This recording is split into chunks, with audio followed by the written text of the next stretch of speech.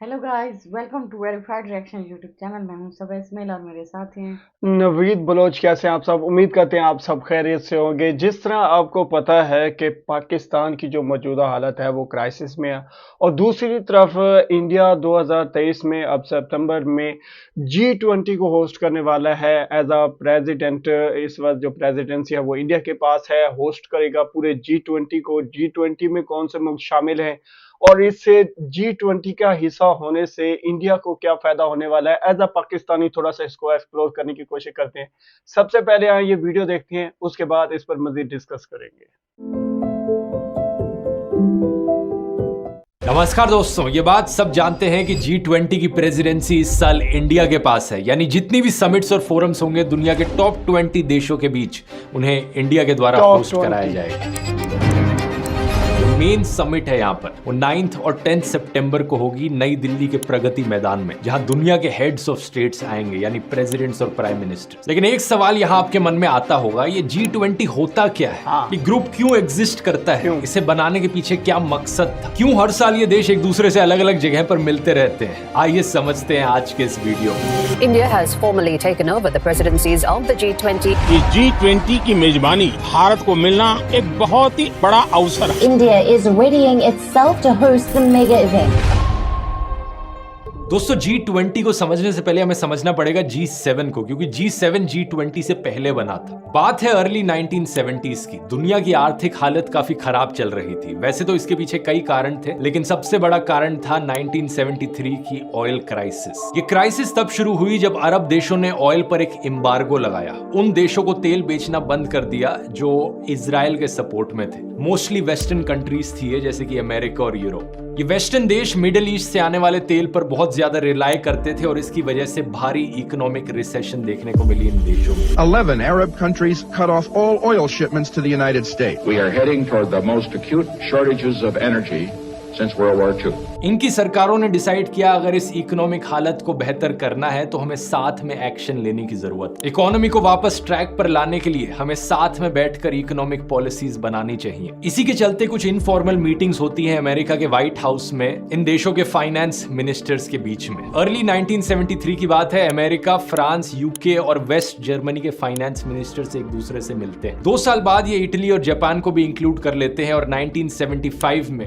होती है पहली G6 की मीटिंग। ये फर्स्ट ऑफिशियल मीटिंग थी। इसके बाद 1976 में कनाडा भी ज्वाइन कर लेता है, और ये G6 का ग्रुप G7 का ग्रुप बन जाता है। ये सातों देश अपने समय के सबसे डेवलप्ड देशों में से थे। इनकी इकोनॉमीज दुनिया की टॉप इकोनॉमीज में से थी, लेकिन इसके अलावा भी कई कॉमन चीजें थी इनके बीच में। इन सभी देशों में लिबरल डेमोक्रेसीज थी जो ह्यूमन राइट्स और इंडिविजुअल फ्रीडम जैसी वैल्यूज को प्रमोट करती थी। पॉलिटिकली कोल्ड वॉर के समय में ये सारी कंट्रीज वेस्टर्न ब्लॉक का हिस्सा थी, तो आइडियोलॉजिकली भी सेम कह सकते हो, और इकोनॉमिकली तो ऑफ कोर्स ये सब ऑयल क्राइसिस और रिसेशन जैसी समस्याओं से जूझ रहे थे। तो मेन मकसद इनका यही था, साथ में बैठकर इकोनॉमिक स्ट्रेटजीज बनाना। साल 1998 में रशिया को भी इस ग्रुप में शामिल कर लिया जाता है। G7 G8 बन जाता है। लेकिन 2014 में जब रशिया ने क्रीमिया को इन्वेड किया था, उसके बाद से रशिया को इस ग्रुप से बाहर निकाल दिया गया। इसी रीजन से ग्रुप आज के दिन भी G7 है। अब G20 पर आए तो इसकी शुरुआत भी इकोनॉमिक क्राइसिस की वजह से ही हुई थी। साल 1997 की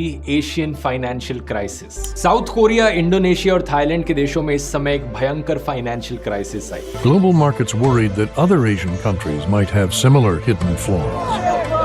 इसके पीछे क्या कारण था उसकी बात मैं नहीं करूंगा, टॉपिक से ज्यादा डाइवर्ट हो जाएगा। लेकिन ये क्राइसिस इतनी बड़ी थी कि इसकी वजह से हांगकांग, लाओस, मलेशिया, फिलीपींस और कुछ हद तक चाइना, जापान, सिंगापुर, ताइवान और वियतनाम जैसे देश भी इफेक्ट हुए। इन देशों में करेंसी की वैल्यू तेजी से नीचे गिरने लगी, बेरोजगारी बढ़ने लगी, और कुछ देशों में तो दंगे भी देखने को मिले।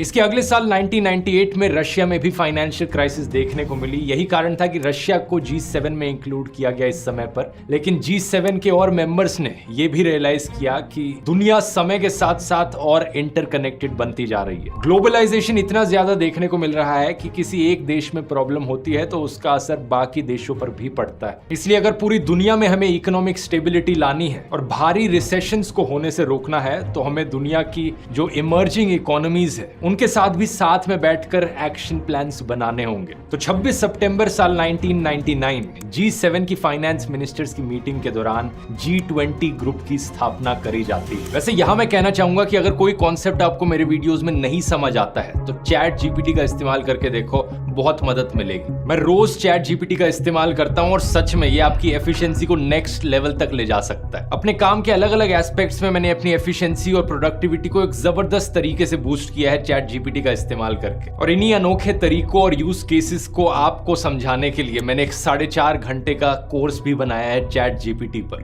पूरा हिंदी में। जिन लोगों ने इस कोर्स को लिया उन्हें बहुत यूजफुल लगा है, स्क्रीन पर रिव्यूज देख सकते हो। और जो लोग अपनी जिंदगी में अभी तक भी एआई चैटबॉट्स का इस्तेमाल नहीं कर रहे हैं, उन्हें नहीं पता कि वो क्या मिस आउट कर रहे हैं। लेकिन आपके पास अभी भी चांस है। अगर आप ज्वाइन करना चाहते हैं, एक स्पेशल ऑफर है। इस कोर्स पर आपको 40% ऑफ मिलेगा। कूपन कोड इस्तेमाल कीजिए G40, G20 नहीं G40। आप में से पहले 400 लोगों के लिए इस QR कोड को स्कैन कर सकते हैं या फिर लिंक नीचे डिस्क्रिप्शन और पिन कमेंट में भी मिल जाएगा। जल्दी से जाकर चेकआउट कर सकते हैं। और अब G20 पर वापस आते हैं। इस ग्रुप में डेवलप्ड कंट्रीज, डेवलपिंग कंट्रीज को भी इंक्लूड कर लेती है। लेकिन सवाल ये कि इस G20 में किन देशों को रखा जाए और किन देशों को नहीं रखा जाए। सबसे पहला क्राइटेरिया ये होता है कि जो G7 के मेंबर्स हैं वो तो रहेंगे ही रहेंगे। उसके बाद ये देखा जाता है कि दुनिया के सबसे बड़े देश कौन से हैं जो सबसे बड़ी इकोनॉमीज को हैंडल कर रहे हैं। इसके बेसिस पर China, India, Brazil, south Africa और रशिया को इंक्लूड कर लिया जाता है। फिर देखा जाता है कि रीजनली सबसे बड़ी पावर्स कौन सी हैं, क्योंकि दुनिया के हर एक रीजन का कोई ना कोई रिप्रेजेंटेशन होना जरूरी है। इसी रीजन से एशिया में इंडोनेशिया और साउथ कोरिया, साउथ अमेरिका से ब्राजील और अर्जेंटीना, नॉर्थ अमेरिका से Mexico,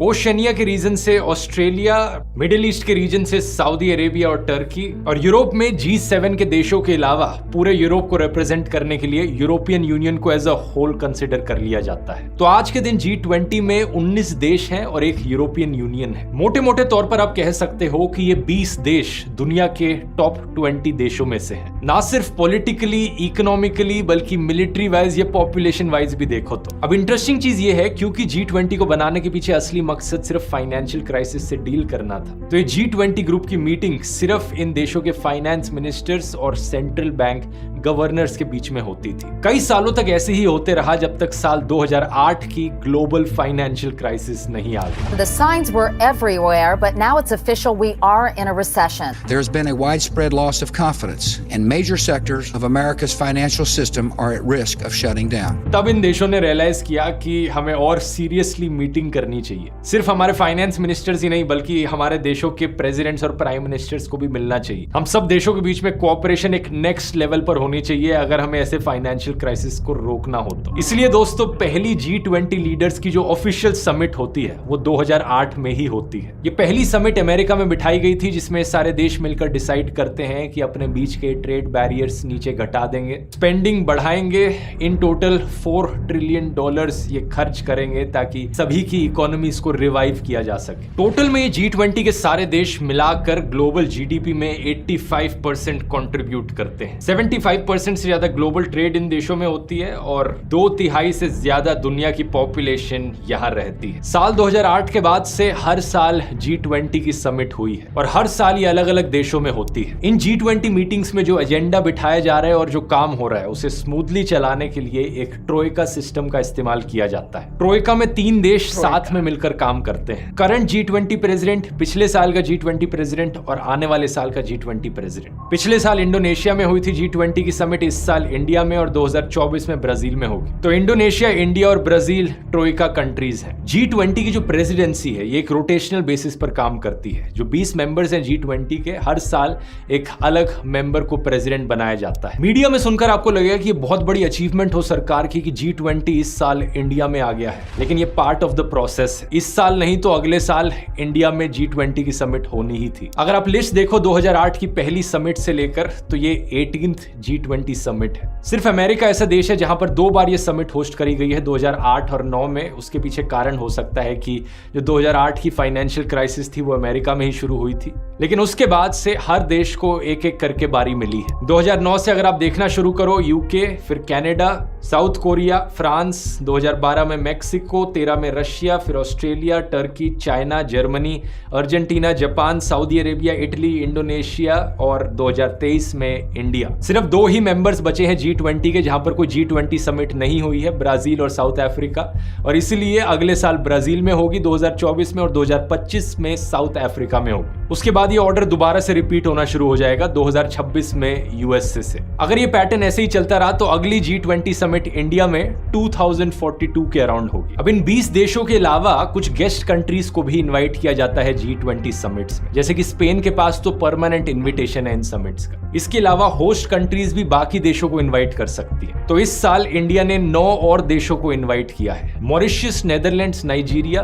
Singapore, Spain, UAE, Bangladesh, Egypt और ओमान। और इसके अलावा परमानेंट गेस्ट लिस्ट में कुछ और बड़े इंस्टीट्यूशंस भी शामिल हैं, जैसे कि African union, United Nations, WHO, WTO, IMF और एशियान की चेयर कंट्रीज। इंटरेस्टिंग चीज नोट करने वाली यह है कि हालांकि G20 का मेन पर्पस अभी भी इंटरनेशनल फाइनेंशियल स्टेबिलिटी प्रमोट करना है, लेकिन ओवर द इयर्स ये कई और मेजर इश्यूज को एड्रेस करने लगा है, जैसे कि क्लाइमेट चेंज से फाइट करना या सस्टेनेबल डेवलपमेंट को प्रमोट करना। लेकिन बाकी और इश्यूज को एड्रेस करने में प्रॉब्लम्स ये आई हैं कि ये 20 बड़े देश, इन सब देशों की अपनी फॉरेन पॉलिसीज हैं, अपनी प्रायोरिटीज हैं, अपने एजेंडा है, और किसी भी इशू को लेकर ये सारे 20 के 20 देश एग्री कर पाए ये बहुत मुश्किल होता है। यही कारण कि चाइनीज प्रेसिडेंट जी जिनपिंग नई दिल्ली में हो रही इस मेन मीटिंग को अटेंड नहीं करेंगे, और इसी रीजन से G20 की एक टूरिज्म मीटिंग जो कुछ महीने पहले श्रीनगर में हुई थी उसे चाइना और सऊदी अरेबिया ने बॉयकॉट किया था। इसके अलावा रशियन प्रेसिडेंट व्लादिमीर पुतिन भी दिल्ली में हो रही इस मेन मीटिंग में नहीं आएंगे, क्योंकि उनके खिलाफ एक अरेस्ट वारंट जारी है जब से रशिया ने यूक्रेन देश को इन्वेड किया है। इससे आपको पता चलता है कि मीटिंग्स में लिए जाने वाले फैसले इंडिविजुअल लीडर्स पर भी कितना डिपेंड करते हैं। 2016 की फेमस पेरिस क्लाइमेट एग्रीमेंट को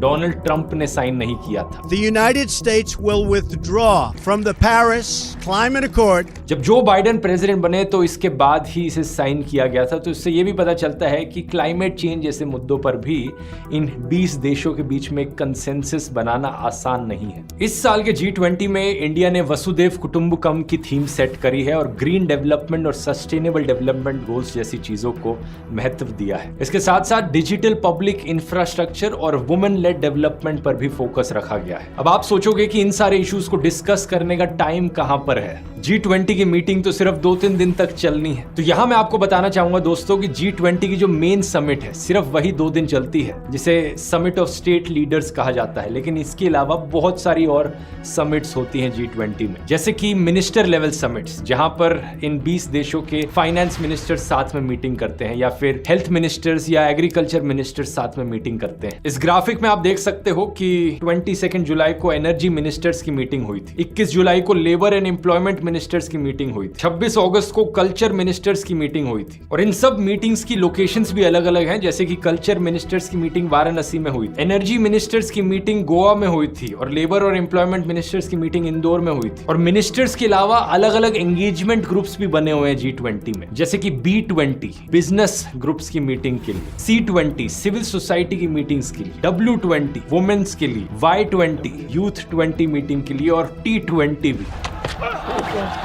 क्रिकेट वाला नहीं, थिंक टैंक्स की मीटिंग के लिए। इन 20 देशों के थिंक टैंक्स एक दूसरे से मिले। इसके अलावा 3 से 6 सितंबर के बीच में एक शेरपा मीटिंग भी हुई। शेरपा वैसे नेपाल में रहने वाले नोमैडिक ट्राइब के लोगों को कहा जाता है, लेकिन यहाँ पर शेरपा का मीनिंग है हर एक G20 लीडर का एक पर्सनल रिप्रेजेंटेटिव, उसे शेरपा कहा गया है। मतलब हर एक देश के लिए एक इंसान मेन पॉइंट ऑफ कांटेक्ट होगा जो अपने देश की बात आगे रखेगा। तो मेन मीटिंग से पहले यहाँ इन शेरपास की भी मीटिंग होती है। बहुत कुछ है यहाँ जानने को। मैं उम्मीद करता हूँ आपको एक अच्छा आइडिया मिल गया होगा अब G20 और G7 के बारे में। नवीद, बहुत ही इंफॉर्मेटिव वीडियो थी, लेकिन मुझे ये बात समझ में नहीं आई कि G20 से इंडिया को क्या फायदा होगा। देखें, सबसे पहले आप फायदे की बात कर रही हैं। जो कंसेप्ट दिया गया ना कि G7, ठीक है, जो G7 ग्रुप बनाया गया था सबसे पहले यूएस ने मिलकर बनाया था डेवलप्ड कंट्रीज के साथ, इसको इसी आइडियोलॉजी पे G20 बना है, ठीक है। और G20 जो इस बार इंडिया होस्ट करने वाला है, भारत होस्ट करने वाला है, ठीक है, पूरी दुनिया में जिस तरह नेम कंट्रोवर्सी चल रही थी, तो ये G20 पे पूरे दिल्ली में भारत के जो है उस नाम को प्रमोट किया गया है, और जिस तरह दिल्ली को सजाया गया है, मैं कहता हूँ यार क्या ही बात है, ठीक है। ये यूं समझ लें कि पूरी दुनिया को, ठीक है, ये G20 ये वो कंट्रीज हैं जो इस वक्त यूं समझें दुनिया के बेहतरीन मुल्क हैं, दुनिया के बेहतरीन मुल्क, और वो आएंगे दिल्ली में यानी कि भारत में। तो उम्मीद है एक अच्छा तासुर, एक नई इमेज क्रिएट होगी इंडिया की, स्मार्ट इंडिया की। लेकिन नवीद, यहाँ पे मैं एक बात कहना चाहूंगी कि फाइनेंशियल तौर पर क्या फायदा होगा? फाइनेंशियल तौर पे ये फायदा होने वाला है, देखें ना, सबसे पहली बात तो ये है कि G20 का हिस्सा है इंडिया इस वक्त, ठीक है। ये जितनी भी 20 कंट्रीज हैं, इनकी आपस में इनके मुआहदे इस तरह से हैं कि इन्होंने एक दूसरे की जो मईशत है, ठीक है, इकोनॉमी को रीशेप करना है, बूस्ट करना है, और इस G20 का हिस्सा भी वो कंट्रीज हैं जो दुनिया की बेहतरीन इकोनॉमी रखते हैं। तो आपको पता है कि इंडिया ऑलरेडी एक दुनिया की बेहतरीन emerging economy in the world बन चुका है, ठीक है। और यहाँ पे बात करना चाहूँगा मैं चाइना की। चाइना के प्रेसिडेंट जो इस समिट को अटेंड करने दिल्ली नहीं आ रहे, उसकी एक वजह है, ठीक है, ऑलरेडी हम अपने रिएक्शन वीडियोस में कह भी चुके हैं। उसकी वजह ये है कि इस वक्त इंडिया जो है चाइना के बिल्कुल मद्दे मुकाबिल खड़ा है, ठीक है। इंडिया जो है अपनी मार्केट को एक्सपेंड कर रहा है, और ये जैसे ही एक्सपेंड कर रहा है, चाइना की मार्केट इंडिया में शिफ्ट हो रही है। तो कहीं ना कहीं चाइना के लिए बहुत दिक्कत होने वाली है। आने वाले वक्तों में जो पेशगोइयां सामने आ रही हैं वो ये हैं कि चाइना से जो है इंडिया बहुत आगे निकलने वाला है। सबसे पहले तो 2024 आने वाला है, 2024 या 25 से पहले पहले दुनिया की चौथी बड़ी इकोनॉमी होगा, जर्मनी को बीट करके इंडिया, ठीक है। उसके बाद इंडिया का एक ही मुकाबला आ जाता है, चाइना।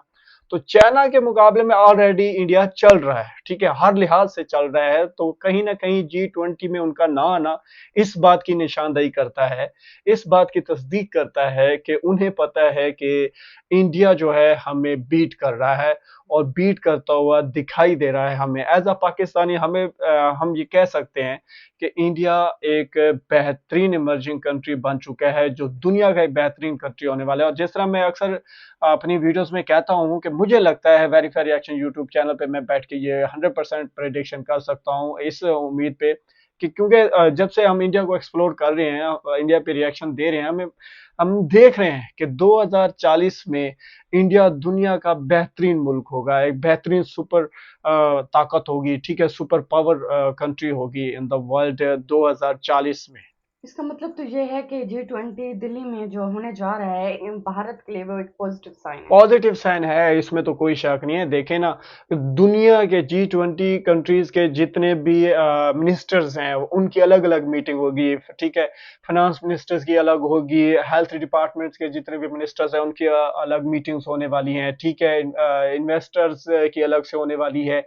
तो जिस तरह बताया गया, B20 बिजनेस 20 का जो सेमिनार है वो होगा, ठीक है। W20 वुमेन पावर्स पे, ठीक है। अच्छा, जहाँ पे बात ये भी बनती है, इंडिया जो है खास तौर पे वुमेन पावर्स पे काफी तवज्जो दे रहा है। ये अक्सर हम अपनी वीडियोस में जब रिएक्ट करते हैं तो हम देखते भी हैं कि इंडिया जो है वुमेन पावर पे बहुत ज्यादा फोकस कर रहा है, और उसकी वजह जो है नरेंद्र मोदी जी की जितनी भी गवर्नमेंट टीम है उनका भी ये विजन है, और नरेंद्र मोदी जी का भी यही विजन है कि जो बच्ची पढ़ाओ बच्ची बचाओ, जैसे जिस तरह के उन्होंने यहाँ पर आकर अवेयरनेस दी, पूरे भारत में जो मुहिम चलाई, वुमेन्स हैं उनको एम्पावर किया जाएगा, ठीक है, टेक्नोलॉजीज में, स्किल्स में, ठीक है, एजुकेशन में। तो कहीं ना कहीं ये हम क्लियरली देख रहे हैं कि इंडिया खास तौर पे तवज्जो दे रहा है वुमेन एम्पावर्स पे, ठीक है। और उसके बाद जो ग्रीन थीम रखा गया, ग्रीनरी पे काम करना है, ये भी वक्त की जरूरत है, बिल्कुल ठीक कर रहे हैं। इंफ्रास्ट्रक्चर, डिजिटल इंफ्रास्ट्रक्चर की बात की गई, देखे ना इसरो कितनी कामयाबी से अपना नाम बढ़ा रहा है, आए दिन भारत का नाम रोशन कर रहा है। इसरो जो इंडियन स्पेस प्रोग्राम है, चंद्रयान 3 कामयाबी से सॉफ्ट लैंडिंग कर चुका, आदित्य L1 जो है वो कामयाबी से लॉन्च हो चुका, ठीक है। बहुत जल्द L1 पॉइंट पे पहुंचकर अपनी जो है जो सूरज के गिर्द अपनी सर्कल जो है कामयाबी से जारी करेगा। तो कहीं ना कहीं ये हर लिहाज से पूरी G20 के जितने भी मेंबर्स हैं वो जानते हैं कि 2030 इंडिया के अंदर G20 होना इसलिए भी ज़रूरी था क्योंकि इंडिया बहुत सी कामयाबियों को समेट चुका है। जब से इंडिया के अंदर ये अवेयरनेस आई है कि हमने पूरे भारत को, ठीक है, पूरे इंडिया को तरक्की की राह पर लेकर जाना है, तो इंडिया अब तरक्की की राह पे जा रहा है। और G20 समिट का इस मौके पे होना, जहां चंद्रयान की कामयाबी हो चुकी, आदित्य L1 की कामयाब लॉन्चिंग हो चुकी, तो G20 के जितने भी मेंबर्स हैं उन पे एक अच्छा इंप्रेशन जाने वाला है, एक अच्छा तासुर जाने वाला है पूरे भारत का कि यार देखो ये हम कितने एक बेहतरीन मुल्क में आकर बैठे हैं, जो टेक्नोलॉजी में इतना बूस्ट कर रहा है, जो इकोनॉमी में इतना बूस्ट कर रहा है, ठीक है। हर लिहाज से जो है ये इंडिया के लिए एक पॉजिटिव साइन होने वाला है, बहुत ही बेहतरीन समिट होने वाला है। और जिस तरह दिल्ली के रोडों को सजाया गया है, पूरे दिल्ली को एक दुल्हन की तरह, ठीक है, इतना खूबसूरत बनाया गया है। मैं अक्सर वीडियोस में देखता रहता हूँ कि G20 के जितने भी मेंबर्स आएंगे, ऑफिशियल्स आएंगे, वो जब दिल्ली में मुख्तलिफ जगहों पे जाएंगे और सेमिनार्स अटेंड करेंगे, तो कहीं ना कहीं ये उन्हें जो इमेज मिलने वाली है भारत की, वो बहुत ही यानी कि इम्प्रेसिव होकर जाएंगे, बहुत इम्प्रेस होंगे। लग रहा है यार इंडिया जो है यूं समझे उस इंडिया की जो परफॉर्मेंस है वो सब पे भारी होने वाली है।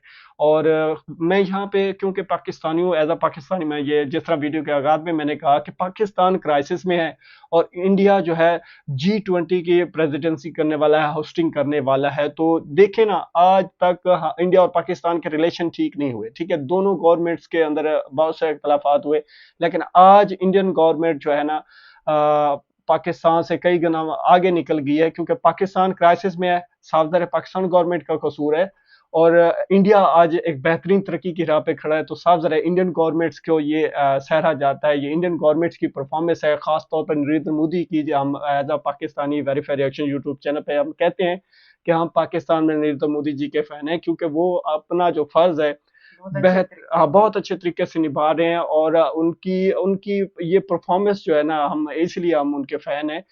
बेहतरीन ईमानदारी के साथ अपना का जो किरदार है वो निभा रहे हैं, और ये है आज का इंडिया, स्मार्ट इंडिया। ये भी कंफर्म है कि 2030 में G20 जैसी समिट का होना, और उसके साथ जो ये तासुर है, चंद्रयान 3 की कामयाबी, आदित्य L1 की कामयाब लॉन्चिंग, ठीक है, उसके अलावा जो इकोनॉमी की ग्रोथ है, ये बहुत पॉजिटिव साइन है। G20 में जब इंडियन ऑफिशियल्स बैठेंगे वर्ल्ड ऑफिशियल्स के साथ, तो एक अच्छे इंप्रेशन के साथ बहुत बड़ी सरमायाकारी देखने को मिल सकती है, बहुत बड़ी इन्वेस्टमेंट देखने को मिल सकती है। जिस तरह इंफ्रास्ट्रक्चर पे इंडिया काम कर रहा है, बहुत बड़ी इंफ्रास्ट्रक्चर पे इन्वेस्टमेंट मिल सकती है। कहीं ना कहीं नजर आ रहा है कि ये समिट जो है इंडिया के लिए बहुत ही अहम होने वाला है और बहुत ही बेहतरीन होने वाला है। इसमें इंडिया की कामयाबी के यूं समझे बहुत से नए रास्ते खुलने वाले हैं। मुझे तो ये लग रहा है, आपको ये लग रहा है या नहीं लग रहा? कमेंट सेक्शन में हमें जरूर बताएं। उम्मीद करते हैं आज का हमारा रिएक्ट आपको बहुत पसंद आया होगा। अगर कोई इख्तिलाफी राय रखते हैं तो कमेंट सेक्शन में हमें कमेंट्स करके जरूर बताया करें। हमें सपोर्ट करने के लिए हमारी वीडियो को लाइक करें, चैनल को ज्यादा से ज्यादा सब्सक्राइब किया करें। मिलते हैं एक नई वीडियो के साथ, तब तक के लिए गुड बाय।